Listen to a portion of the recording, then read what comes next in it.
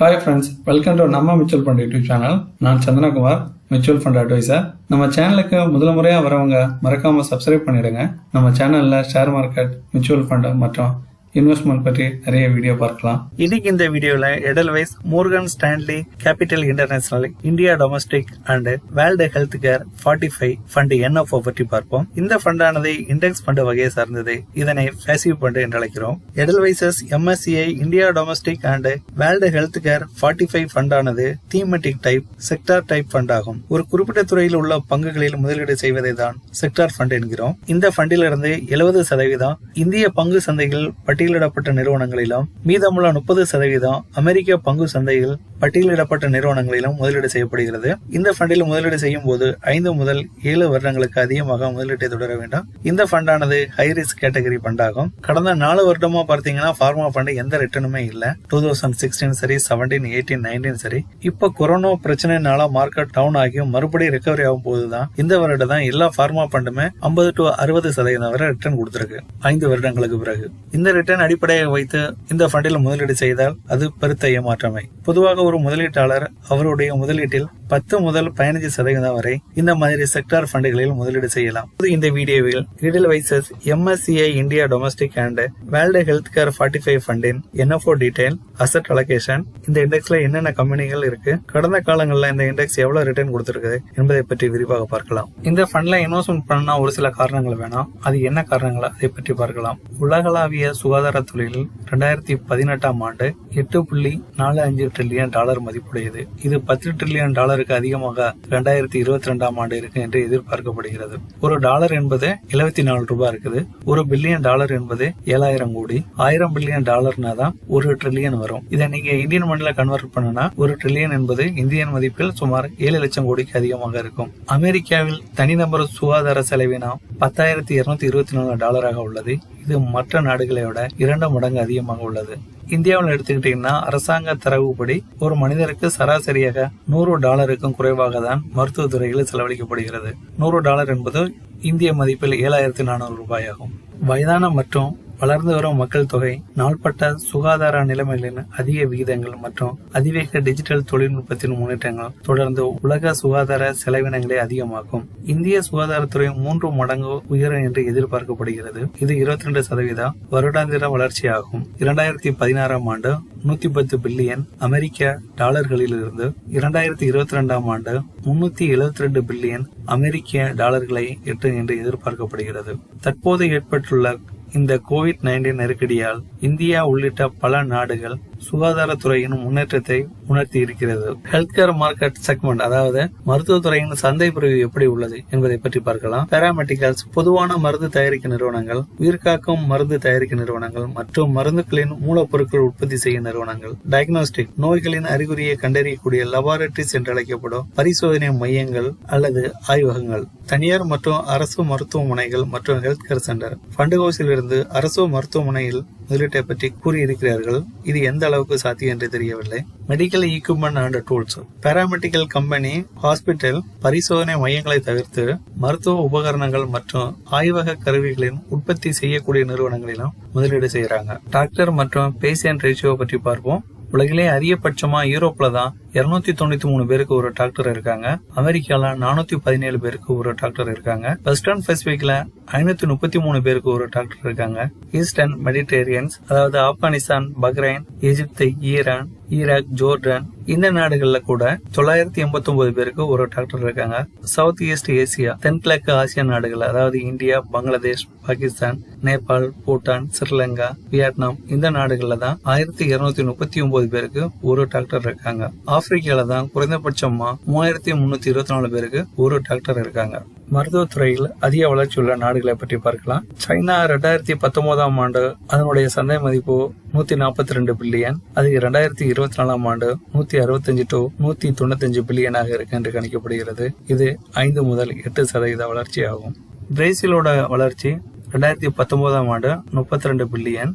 இது 2024 ஆண்டு 45 to 49 பில்லியனாக இருக்கு என்று கணிக்கப்படுகிறது. இது 6 to 9% வளர்ச்சியாகும். இந்தியா 22 பில்லியன் சந்தை மதிப்பு 2019, இது 31 to 35 பில்லியன் சந்தை மதிப்பாக 2024 இருக்கு என்று கணிக்கப்படுகிறது. இது 8 முதல் 11% வளர்ச்சியாகும். ரஷ்யா தற்போதைய சந்தை மதிப்பு 16 பில்லியன், இது 2024 23 to 27 பில்லியனாக இருக்கு என்று கணிக்கப்படுகிறது. இது 8 முதல் 11% வளர்ச்சியாகும். பெரிய கண்ட்ரிகளை தவிர்த்து மற்ற கண்ட்ரிகள்ல 2019 ஆண்டு சந்தை மதிப்பு 145 பில்லியன், இது 2024 195 to 225 பில்லியனாக இருக்கு என்று கணிக்கப்படுகிறது. இது 5 முதல் 8% வளர்ச்சியாகும். இதை தவிர வளர்ந்த நாடுகளில் 2019 ஆண்டு சந்தை மதிப்பு 358 பில்லியன் டாலராக உள்ளது. இது 2024 475 to 505 பில்லியன் டாலராக இருக்கு என்று கணிக்கப்படுகிறது. இது 5 முதல் 8% வளர்ச்சியாகும். மற்ற வளர்ந்த நாடுகளுடன் ஒப்பிடும்போது இந்தியாவின் சந்தை மதிப்பு 22 பில்லியன் ரொம்ப கம்மி தான்.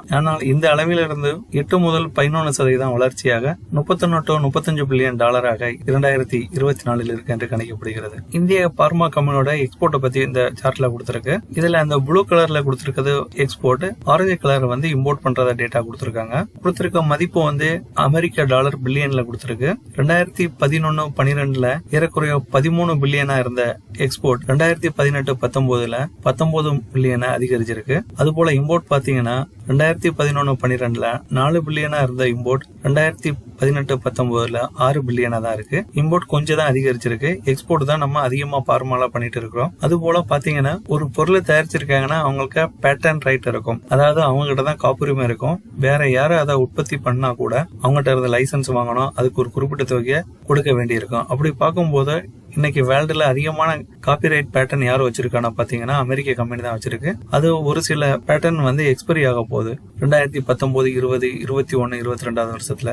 இதை நம்மளுக்கு ஒரு ஆப்பர்ச்சுனிட்டியா பாக்குறோம். ஒரு கம்பெனியோட வளர்ச்சிக்கு அதோடைய ரீசர்ச் அண்ட் டெவலப்மெண்ட் ரொம்ப ரொம்ப முக்கியம். அவங்க ரீசர்ச் மூலமா புது புது மருந்துகளை உற்பத்தி பண்ணாதான் அந்த கம்பெனி வருங்காலத்துல நல்ல முன்னேற்றத்தை காணும். அது மாதிரி பொதுவாக ஒரு கருத்து உண்டு, மற்ற நாடுகளை காட்டிலும் இந்தியாவில் ரீசர்ச் அண்ட் டெவலப்மெண்ட்டுக்கு கம்மியா தான் மணி ஸ்பெண்ட் பண்றாங்க. இப்ப இந்தியன் கம்பெனில அவங்களுடைய மொத்த வருமானத்துல எத்தனை சதவீதம் ரீசர்ச் அண்ட் டெவலப்மெண்ட்டுக்கு ஸ்பெண்ட் பண்றாங்க அதை பற்றி பார்க்கலாம். அதிகபட்சமா டாக்டர் ரெட்டி லேபரேட்டரிஸ்ல 2014 ஆண்டு 9.4% ஸ்பெண்ட் பண்ணாங்க. இது 2019 ஆண்டு 13.2% அதிகரிச்சிருக்கு. லேண்ட்மார்க் பார்மால 2014 9% இருந்தது, 2019 12.2% இருக்கு. ப்ளூபீன்ல 2014 9.1% இருந்தது, 2019 11.8% இருக்கு. சன் பார்மால 2014 6.5% இருந்தது, 2019 9.1% இருக்கு. டோரன் பார்மால 4.2% இருந்தது 2014, 2019 8.1% அதிகரிச்சிருக்கு. ஏறத்தாழ 2 மடங்கு அதிகரிச்சிருக்காங்க டோரன் பார்மால கடந்த 5 வருடங்களில் மட்டும். கேடிலா ஹெல்த் கேர்ல 6.4% இருந்தது 2014, 2019 7.7% இருக்கு. சிப்லால 2014 5.2% இருந்தது, 2019 7.4% இருக்கு. நாட்கோ பார்மால 5.2% இருந்தது 2014, 2019 6.1% இருக்கு. ஐபிசிஏ லேபரேட்டரியில 3.5% இருந்தது 2014, 2019 4.4% அதிகரிச்சிருக்காங்க. ஆரோபிண்டா பார்மால 3.1% இருந்தது 2014, 2019 4.1% அதிகரிச்சிருக்கு. டிவிஸ் லேபரேட்டரியில 2014 1% இருந்தது, 2019 1.2% அதிகரிச்சிருக்கு. டிவிஸ் லேபரேட்டரிங்கிறது மெடிக்கல் ஈக்குப்மெண்ட் தான் பண்றாங்க, அதனால அவங்களுக்கு R&Dல அதிகமா ஸ்பெண்ட் பண்ணதுக்கு தேவையில்லை. Edelweiss's MSCI India domestic and world health care index ஃபண்ட்ல இருந்து இந்தியா மற்றும் அமெரிக்கால இன்வெஸ்ட்மெண்ட் பண்றாங்கன்னு பார்த்தோம். இதுக்கு 2 காரணங்கள். உள்ள பாராமெடிக்கல் கம்பெனி தான் வேர்ல்டுல மார்க்கெட் லீடரா இருக்காங்க, அதுபோல அமெரிக்க கம்பெனிகள்கிட்ட தான் பேட்டன் ரேட் அதிகமா இருக்கு. அடுத்த பக்கமா இந்தியாவை எடுத்துக்கிட்டீங்கன்னா இந்தியால இன்னோவேஷன் டெவலப்மெண்ட் நிறைய இல்லைன்னா கூட அதிகமா பாராமெடிக்கல் மருந்துகளை தயாரிக்கக்கூடிய கம்பெனியா இந்தியா தான் இருக்கு. அதே வேர்ல்டுல பார்மா எக்ஸ்போர்ட்ல இந்தியா தான் ஃபர்ஸ்ட் இடத்துல இருக்கு. அதுபோல அரசாங்கமும் மருத்துவத்துறைக்காக அதிகமா ஸ்பெண்ட் பண்ண ஆரம்பிச்சிருக்காங்க.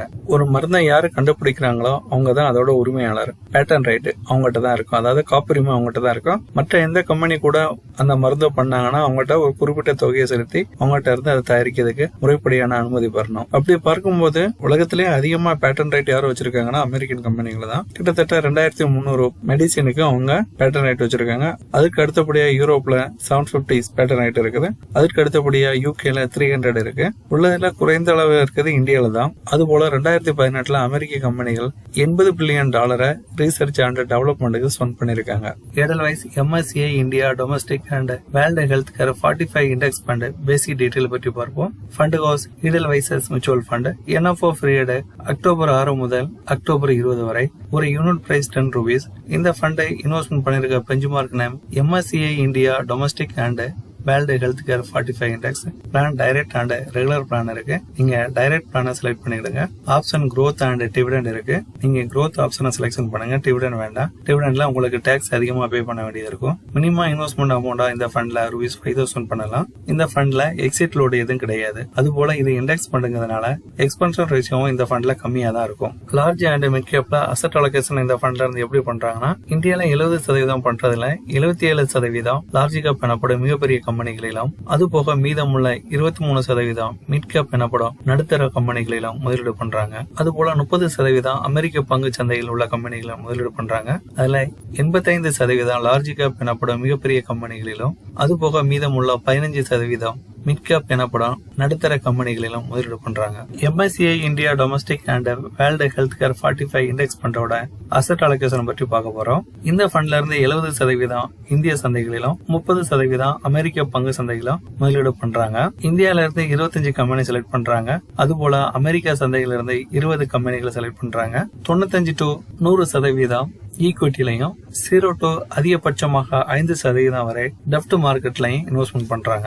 MSCI India domestic health care இண்டெக்ஸ்ல எந்தெந்த கம்பெனிகள் எத்தனை சதவீதம் உள்ளன என்பதை பற்றி பார்க்கலாம். பாராமெடிக்கல் எடுத்துட்டீங்கன்னா டாக்டர் ரெட்டி லெபார்டரி அதிகபட்சமா 9.89%, Sun paramedical 8.46, Cipla 6.36, Aurobindo pharma 4.88, Lupin 4.25, Toron Paramedical 2.86, IPCA Laboratories 2.66, Abbott India 1.73, Sanofi India 1.53, Glenmark Paramedical 1.46, Natco Pharma 1.44, Pfizer India 1.28, Jubilant Life Science 1.17, Alembic Paramedical 1.07, Agenda Pharma 0.81, Procter and Gamble Healthcare 0.64, AstraZeneca Pharma India 0.34. Next healthcare facility. இத hospital தான் healthcare ஃபெசிலிட்டின்னு குறிப்பிடுறோம். Apollo hospital 2.86, Fortis Healthcare 1.18, doctor Lal Path labs 1.04, Metropolis healthcare 0.8,